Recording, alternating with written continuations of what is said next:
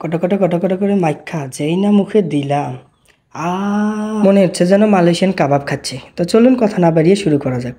আসসালামু আলাইকুম। প্রথমে একটা মাছ নিয়ে নিলাম।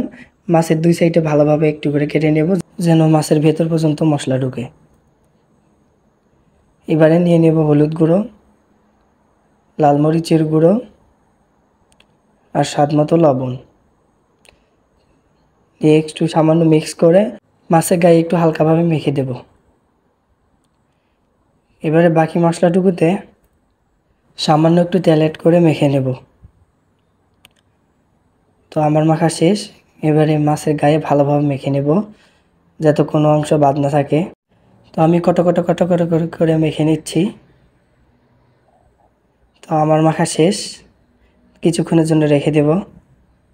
এবারে একটা পরিষ্কার কলার পাতা নেব, কলা পাতার একটু মুছে নেব, তবে কোনো তেল দিব না। এবারে মাছটাকে রেখে ভালোভাবে মুড়িয়ে দেব যাতে কোনো অংশ ফাঁকা না থাকে।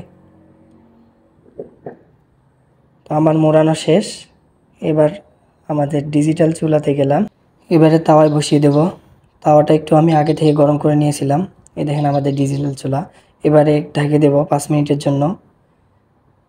5 মিনিট পরে এক পাশ উল্টে দেব, আবার ঢেকে দেব 5 মিনিটের জন্য। আবার 5 মিনিট পরে আবার আরেক পাশে উল্টায় দেব। এভাবে 3-4 বার উল্টায় দিতে হবে।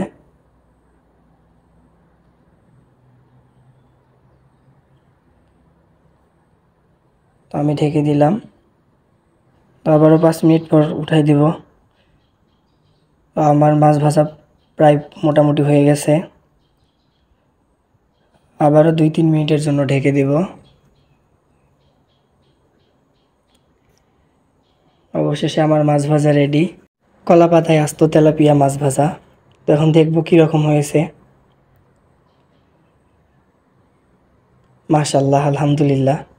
দেখেন কীরকম হয়েছে, দুই সাইড থেকে হালকা হালকা পোড়া পোড়া, দেখতে অনেক সুন্দর।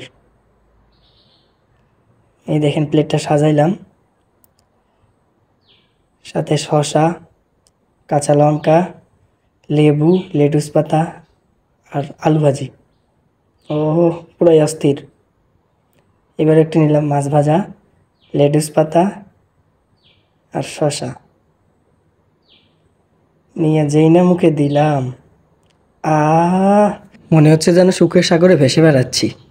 এরকম তেল ছাড়াই মাছ ভেজে এত স্বাদ যদি পাওয়া যায়, তাইলে এত টাকা নষ্ট করে তেল কেনার দরকার কি বাপু? এত মজা, এত স্বাদ, আমি খাওয়াই থামাইতে পারতেছি না। সাথে যদি আলো লেটুস পাতা থাকে। আজকে এই পর্যন্ত। সবাই ভালো থাকবেন, সুস্থ থাকবেন। ভিডিওটি ভালো লাগলে শেয়ার করবেন। আসসালামু আলাইকুম।